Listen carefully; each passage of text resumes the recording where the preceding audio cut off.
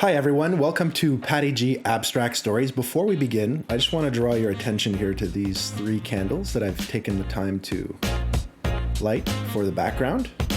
I'm really proud of that. In today's episode number 1, very special day, we're featuring Runaway Toddlers. So the concept of the show is that the painting that you're going to be looking at in the video is completely inspired by the story itself. So in this case, specifically, I did like a GTA styled painting for 2 reasons. The first reason is because that day very much felt surreal. It felt like I was the main character in a very bad game. And the second reason is because much like you steal things in Grand Theft Auto, a range of things, not just cars, I did definitely steal something that day, and I felt very much like a thief. So I hope you enjoy it. The title of the story is Runaway Toddlers. This was about 5 years ago. Let's say five and a half years ago. Summertime. So just to give you a setting here, let's give you a mise en scène, we'll put it. It's a beautiful Sunday afternoon. You know, birds are chirping, the squirrels, the chipmunks, everybody's out. A bunch of barbecues are being had. There's the smell of chicken, beef, pork, you know, all those fun things. And we're about to have a barbecue of our own at a family member's place. Myself, my daughter, and her mother.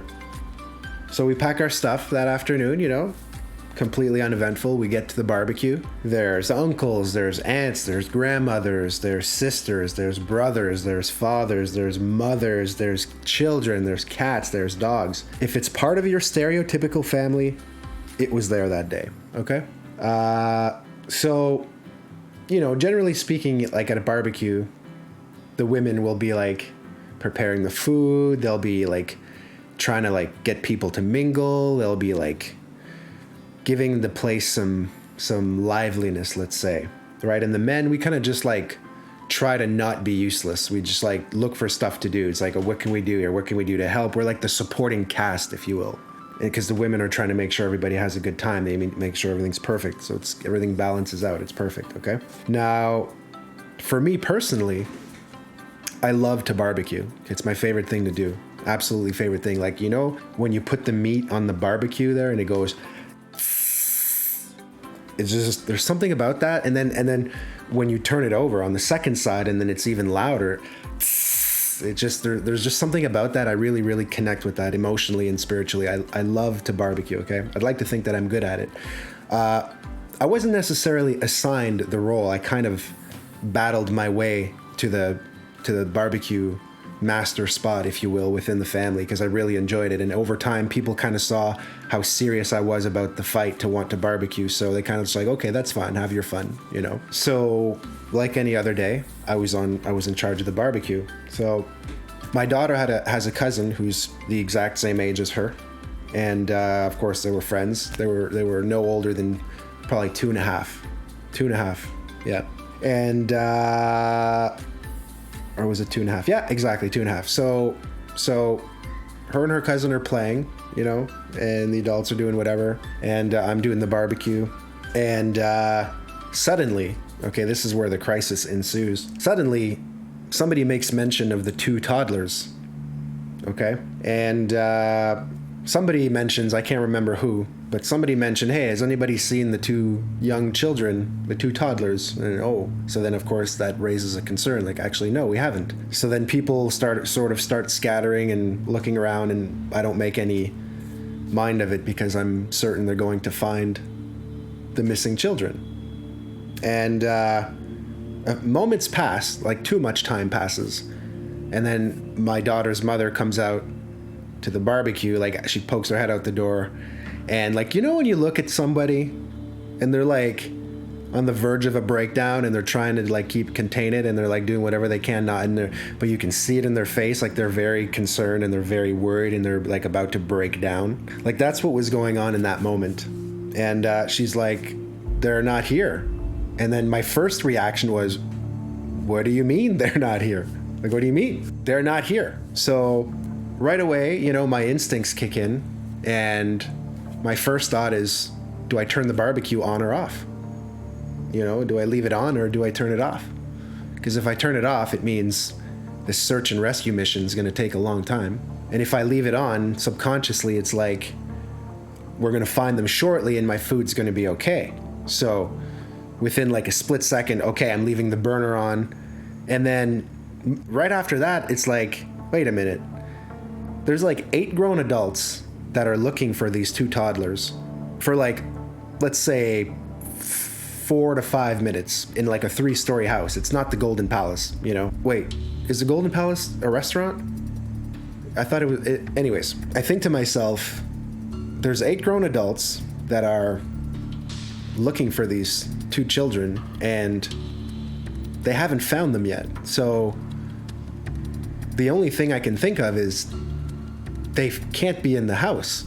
But then that doesn't make any sense. Like, I can't compute that in that moment. How can that be possible? But it is actually the truth. They're not in that house. Wherever they are in the world, in that moment, they're not in that house. So then I just went right to the front. I ran to the front of the house. I looked left and right, looked all around. There's houses everywhere, streets. No kids anywhere. No toddlers. No runaway toddlers. And left, like, say, 200 yards, 300 yards away, I think. I can't remember, but not too far in the distance is immediate death. There's like, it's a huge intersection, main intersection. There are thousands of cars per hour that go through that intersection. Certain death. To the right, potential death. Not guaranteed. So I tell myself, if they've gone left, they're already dead. So there's no point in me going left if I'm going to find them alive. And to the right is potential death. So I think, okay, well, then I'll go right. I'll take off to the right. And to the right is a different kind of abyss, you know? It's less unsettling, but it's just a maze of streets. There are streets everywhere. Which street do I turn on? How far do I go? It's completely random what I decide to do next, right? So I just start driving around, going through different streets, and like, within a matter of like, let's say 5 minutes, felt like 17 hours, really. Who knows how long it actually was. Within 5 minutes, that's when I really started to panic, you know? The only thing I could think of was, my barbecue's ruined. Like, there's nothing to be done about that. Like, it's gonna be garbage. Nobody's gonna enjoy it. And then beyond that, I'm thinking, like, these 2 kids, like, if they weren't happy at the house, like, all right, well, I mean, okay. See you guys later. I mean, you know, I got a barbecue to cook here for people. So I was torn at that point. Do I go back, finish the barbecue, and let these kids figure things out for their own, or do I just, you know, keep looking for them? So after some deliberation, I decided to keep looking for them, right? And genuine panic ensued. I thought I'd never see my daughter again. I thought I'd be on the 6 o'clock news. I thought that I would end up in some prison somewhere with, a boyfriend named Emilio or something like that. There weren't pretty thoughts. It wasn't good. Really wasn't good. So I'll never forget, okay? There was this one street that I turned on. It was a very, very long street. Very long street. It was probably like, you know, a few hundred meters long. And it was a straightaway. And of course, in that moment, I'm panicking and I'm just like freaking out, but I'm driving. I had a truck at that time, and I'm driving my truck. And then I turn the corner onto the straightaway. And then in the very distance, like super far away, like they looked like ants, okay? In the very center of the street, they were in the very middle of the street. These 2 young toddlers, it was the cutest, yet most terrifying sight ever. They were in the very middle of this street, holding each other's hand, walking just, you know, happily along. And why wouldn't they be in the middle of the street? Like, they own the place, right? They own the place. And can you imagine this? They closed the door behind them. That's why nobody thought to look outside, because they left through the front door and they closed, these 2-year-olds, right? They closed the door behind them. So anyways, so then as soon as I saw them, I just sped up, like right away. I slammed on the gas, you know, and then at the very same time that I started speeding up, I could see that there was a car, some Chevy Malibu, I think. And it appeared to be an elderly couple. We'll call them Mr. and Mrs. Smith. You couldn't write this in a Hollywood script. They were backing out of their driveway at the very same time that these 2 kids were in the street behind them. They were right behind the car, and then Mr. and Mrs. Smith were backing up. So then I started speeding up more, and then I started honking the horn like an absolute psycho, okay? Just honking the horn of my big truck. And then as I approached both different parties, you know, simultaneously, the 2 kids And Mr. and Mrs. Smith stopped their car. They stopped. Success. And the two kids turned around and they kind of just like looked up at the truck like this as I was passing by. Like, you know, what the hell? And Mr. and Mrs. Smith get out. And these four people, right? The two kids and Mr. and Mrs. Smith, they're looking at me. And like, who the hell is this guy? And at that point, I have some explaining to do, right? Because I just peeled up like a raging maniac, honking the horn, and these two kids are alone. I mean, at the time, I don't even think my daughter looked like me that much. I said, Mr. and Mrs. Smith, we have no time for questions. I'm about to kidnap these two children. Have a lovely afternoon.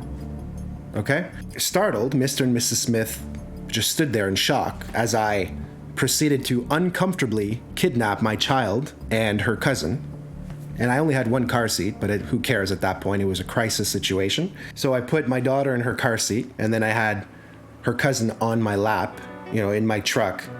And I just rolled away from Mr. and Mrs. Smith in complete disbelief, you know, and who knows what they're thinking, God, you know.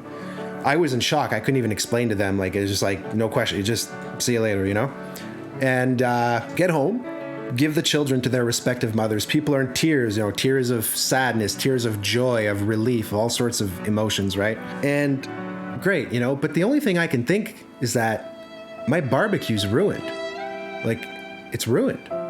And, you know, as we're having the burnt food, the third-degree burnt food, you know that nobody's going to say it. Like, hey, bro, your barbecue sucks. Like, you know nobody's going to say it because of what just happened. But you know they're all thinking it. Like, even though they all know why it's happening, you know they're all thinking as they're taking a bite of this terrible food how bad it is, right? So the moral of the story, I guess, is turn the burner off, guys. Turn the burner off. Thanks for watching. Hope you enjoyed it. And we'll see you next time. Hey, guys.